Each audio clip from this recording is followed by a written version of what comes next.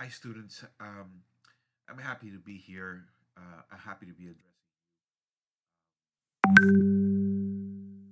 school that you're ready to learn. I'm not exactly sure in which majors you are in. I mean, because this course can be taught for not only one major, but I want to tell you that this is one of the best courses that you could have chosen.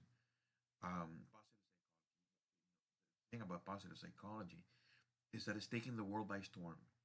It is a revolutionary field of psychology, a quite new one, that is changing the whole way we look at human beings and human psychology. My name is Alejandro Vogel. I'm Dr. Alejandro Vogel. Just so you know a little bit about myself, this is the first session. I apologize that I'm not going to be in person on by the time you're watching this on Monday. Hopefully you watch it. But there were some things, and I promise that's not going to happen.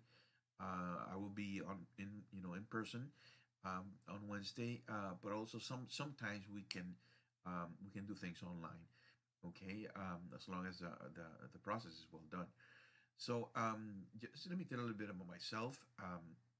Just because so you know you're not watching my face right now, and the reason for that is that I didn't want to record my face on a Sunday. You can imagine that I'm not in my best appearance mode. But at least let me tell you a bit about myself. My name is Alejandro Vogel. I've been in the higher education field for the last 25 years. I've been taught at the master's level, postgraduate level, undergraduate level, all types of courses with business related topics as well as psychology. Because as you know, my major when I graduated from college was management or business administration. And but I always wanted to study psychology. I never got a chance to do it back then. I was fascinated by the human mind because even business decisions are have to do with psychology, and you learn how you learn about that later on with me. But for so I did a bachelor's in business administration, which is not shown here. Um, I did a bachelor's in business administration, and since I wanted to study in Spanish because I couldn't work in English in Latin America, in the sense that I didn't know the terminology for accounting, for human resource management, for anything that had to do with business. I didn't know it in Spanish, so I got my master's, my MBA, in Barcelona. It doesn't show here in a school called ESADE, which is one of the top schools in Europe in business administration. I've always been interested in education, which is why I got a master's in international education. I have postgraduate degrees in finance from Harvard University. I have a PhD in psychology. I also have things in marketing, a whole bunch of other things that I'm not going to bore you with it. But the thing I'm trying to convey here, the message is that I have a combination in my life professionally, and also um, not only professionally but also academically, that mixes both worlds, psychology and business. Okay, but I do have a PhD in psychology, so this course is definitely gonna be on psychology. But it's also good to know how it applies to the world, to the real world of work. Okay, so it's not in a vacuum of academics only. I do have my webpage there, alejandrovogel.com, and there you can, just go in there and find out more about myself. I have a short bio there, what I do for my firm, clients that I have, the type of work that I do, and everything. So, as I said, for example, I have this my webpage. You're gonna find, there in the menu what it's what I'm about, what my business. Okay, there you go. This is my face. I thought I was not gonna show it to you, but that's my face. Um, and and I also have other things. I've written two books.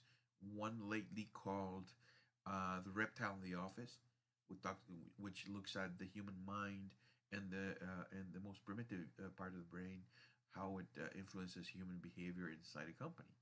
Okay, because we are beings that a lot of our decisions are made based on the primitive inclinations and not so much on logic, although we like to think it's logic.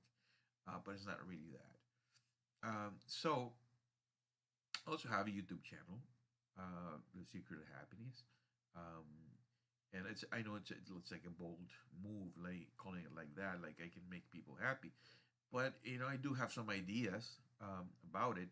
So I try to, and I go on TV a lot, and get interviews, and so that is it's kind of fun for me because it makes it real, also. And as well, I have other things about online courses. People want to take positive intelligence, or I'm sorry, multiple intelligence or emotional intelligence, power of positive psychology. Do have online courses in this my business institute, business psychology institute, and that's just what I'm doing right now is just to give you a feel of what I do, okay, who I am. I'm not gonna go through my whole resume, but I worked with the World Bank, the International Monetary Fund, the Inter-America Development Bank. I've been a consultant. I've been the Vice Minister of Social Security, which I wrote a book on that on pension reform. But you'll know more about me when I'm there. Just right now, just get a feel of who's teaching this course, okay? And then I'm, and you'll know what I'm about. So the first thing that I want, this is an introduction. You really don't expect anything too deep from this course right now. But if you think about it, well, this is Martin Seligman. This is the guy who made most contributions to the beginning of the field of positive psychology. And he's not the only one, but he's definitely the father of positive psychology.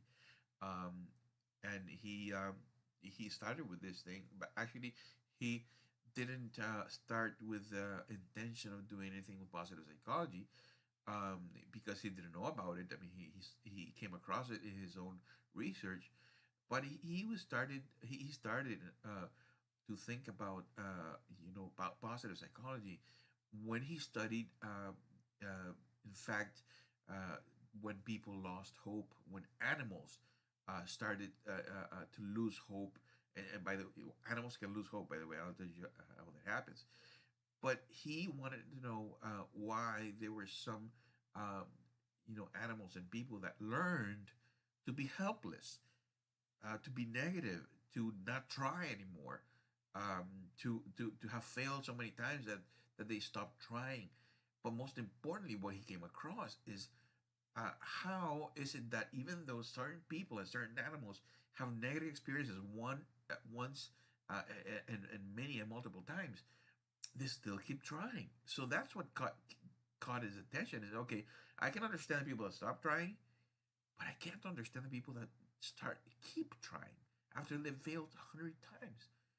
So he found that animals and people can learn to be helpless.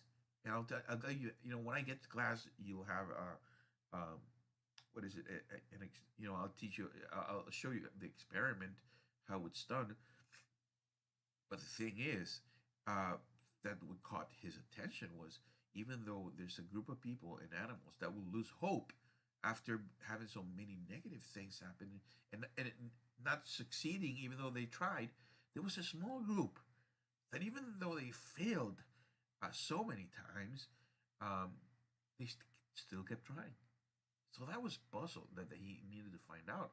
So it's a whole movement, a whole research, and there I'm talking about years and years and years of research, and he came to the conclusion that if you can learn to be helpless, you can learn to be positive. And he proved it. So there are ways, and I'm going to teach you so because this course has to be not only theoretical, but it has to be something you can apply to your own life, in the sense that you can prove to yourself, and I can prove to you that it works. That you can be a better person, you can be a positive person, even though you think you're negative. A lot of people think they're negative, and that they're stuck with that negativity, and that's not true. Yes, you can have an inclination to be negative more than other people. Maybe, I don't know, but you can get out of it if you want. And the thing is that positive psychology shows you how. So this course is not going to be a course of theory only or academics, although that's important. But we need to apply it to our own lives. I'm not going to push you, or I'm not going to force you to do it, but I'm going to encourage you to do it in certain things. And yes, we'll have some exercises that you're going to have to do. But the things that I want you to experiment, firsthand what this whole thing about positive psychology is. So Martin Seligman, he was the president of the American Psychological Association at one point in his life, but he's the guy like you know that started this whole thing. Other people have joined. Well, it's a huge movement right now. But other people from Harvard, for example, have have joined. In fact, there's a course in Harvard. The most popular course at Harvard undergraduate is positive psychology. Then somebody else, another guru, is doing that. And I forget the name right now, but he's doing that over there at Harvard. So this is taking off like a huge movement. And by the way, my PhD was based on positive psychology. So not only you're getting somebody that has studied this, but also that had his PhD was in that field particularly. Okay, and now like today, this video is not going to be long, I promise, because it's the beginning. But I do expect you to watch it because that's we're going to talk about it in class, and I need you to come ready to ask questions and to answer questions. Okay. Um, so now, I don't know how many courses you've taken in psychology, but you do understand. And if you haven't, I'll tell you what it is. We have Freud, Sigmund Freud. I'm not going to go too deep into what he was and what he did, because again, I don't know how much psychology you've taken, and we'll figure that out when I'm there. But you do understand that I don't know that he was not right in many of his theories. He's actually wrong, way off. Where he had this model of our subconscious or unconscious and preconscious, and where he had the ego, the superego, and the id. In a way, the superego was like the watchman in the sense of what we had urges, like primitive urges. We had things that we knew were right and wrong, and I'm not going to go into that. But the thing is, and then we had the ego that had to make sure we kept things in balance. For example, I'm going to give you an example. Let's say you want to do. I mean, you have to go to the bathroom, and you want to do it in the middle of the street because you have to go, but you don't go because something inside you tells you that it's not right. Let's wait for find a bathroom. So your inclinations have to have a check, and that was basically his theory, in that we check our inclinations, our primitive inclinations, with an element in our minds.